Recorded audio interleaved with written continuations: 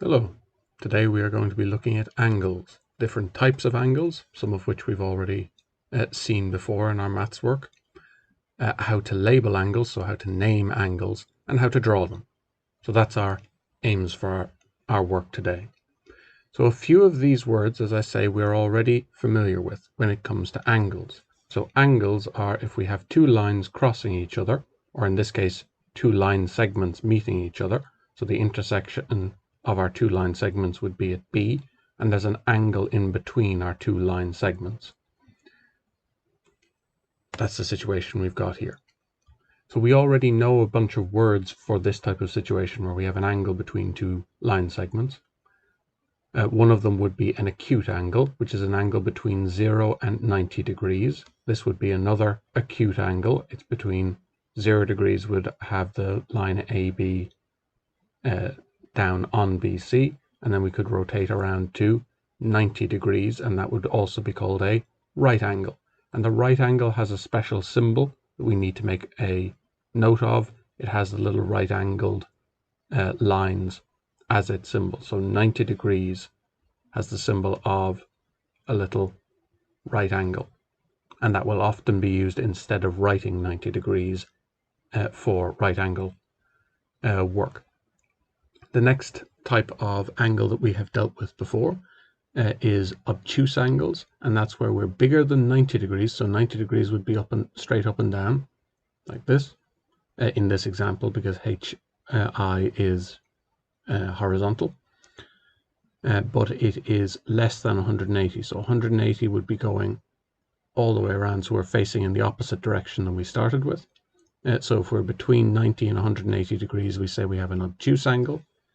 A straight angle is an important one to know, just like our right angle, because it has 180 degrees in it, and that's a fact that we need to have in the back of our minds, just like a right angle being 90 degrees. Reflex angle is just the next one over. It is that we are past 180, but we haven't gone through a full rotation yet. So a reflex angle is where we have gone past a straight angle, effectively. And the final note really is just that there are 360 degrees in a full rotation. So if we rotate all the way around our angle, we started out at OR and we want to rotate around to Q, we go all the way around and then we have gone through 360 degrees. Again, that's a number you need to have in your mind. So all of that, or most of that, we already know. What we want to get good at today is a little bit of naming work. So these are definitions that we must have in our copies.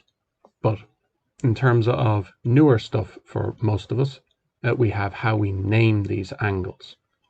So the most important way of naming these angles a lot of the time is to give them a name. So in here we have our little green angles colored in. Often we will just give them a name, and we'll often use Greek letters for that. Not always, but we will often use Greek letters like alpha, for instance, is half an infinitive symbol, or it kind of looks like a little sketch of a fish, I should say. And another very common one would be something like theta, which is just a 0 with a little squiggle in the middle of it.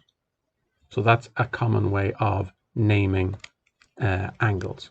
Now, as I already have an alpha and a theta, I'll remove them from there so we're not getting confused with these examples here. So there are three ways that I could label this angle in here, the angle between these two lines or line segments. One of them would be to put an angle symbol, which is just like a greater than or less than symbol, and then put my little theta, because I've labeled the angle in here as being theta, which again is a 0 with a squiggle through the middle. That is theta. So angle theta would be one way of writing that. Another one would be to say angle between A, B to C. So when we want to label an angle using the points involved, we effectively walk out the path. We start at A, we go to B, and we finish at C. So A to B to C. And we can see that the letter in the middle of our path is going to be one that's actually at the corner, that's actually at the point of the angle. So if we start at A, go to B, and finish at C, the letter in the middle is going to be the one that's at the point, which we will eventually call a vertex when we're dealing with more complex shapes. So B is where the point of our angle would be. It's always going to be the middle letter in our naming when we're using our points, because we're going from out on the arm to the point, out to the other arm. So there's a third way of writing this that would be perfectly valid, which would be to say C to B to A. I could start at C instead of finishing there. So I could also have angle C, B, A. And that would be a perfectly valid way of writing the angle as well, because I start out at an arm and I walk my way through the angle. So C to B to A. And again, that middle letter is where the corner is. Now, let's do another example just for completeness. There's nothing new in this. It's just to mention, just to give you another example. So if I want to know the angle in here, the angle that I've marked here, I could call it angle alpha. That's what, again, that's what that fish-like symbol is, or half the infinity symbol, or 2/3 of the infinity symbol. Or I could call it angle. Again, I'm always going to say I'm dealing with an angle, L to M to N. I'm walking from L to M to N. And again, the middle point on my name is the one that's at the corner, because it's halfway through my journey. So it's in the middle of my journey. Now, what's the third version that I could do? Well, it doesn't matter which arm I start with. So I could start at N and go to M and end at L. N to M to L. I can walk that way and trace out the same angle. So those are all perfectly valid ways of writing out my angle, and I need to know that all three ways are perfectly fine. Now we're going to have a look at how to draw angles. Most of the time when we want to draw angles, we're going to use a tool called a protractor, which kind of looks like half a moon. This one has a little bit of a ruler attached to it as well. They won't always. The key parts of our protractor are that we can see angles going from 0, counting around to 180 degrees. So if we start here and rotate all the way around, going on the outside numbers, when we have rotated through a straight line, a straight angle, we've gone around to 180 degrees, which makes sense. It matches what we already know. Likewise, we could start our angle over here. We could start measuring our angle from over here and go from 0, 10, 20, all the way up to 90 degrees and then around to 180 this way. So we could start measuring from the left, or we could start measuring from the right. Most of the time, we'll start measuring from the right. The way that we use the protractor, if we already have an angle that we want to measure, I've got the angle to show up here, but obviously on your copy it's not going to magically show up. So how would we measure this angle if we wanted to know what it was? Well, what we can do is take the center of our protractor. So every protractor is going to have a little center point marked on it. It won't always be in the middle of the protractor. Sometimes it will be very near the bottom. And we're going to take that center point and this line that comes off of the center point, the kind of little target symbol that comes off of the center point, and we're going to line it up on the corner or the vertex of our angle.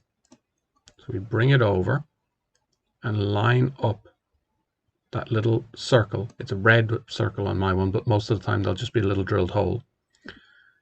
And when we line up the circle and the bottom line of our protractor with one of the arms of our angle, we can read off the angle from our measurement. So we start at 0 degrees here and we rotate around towards H, and we go up to an angle of 60 degrees. So our green angle here matches with what it reads on our protractor.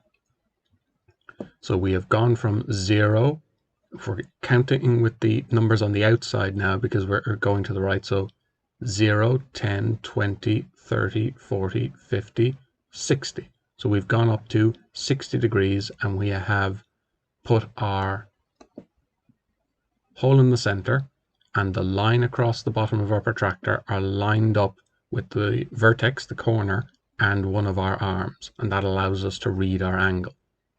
Now if we get another type of angle, I'm going to change this for you now.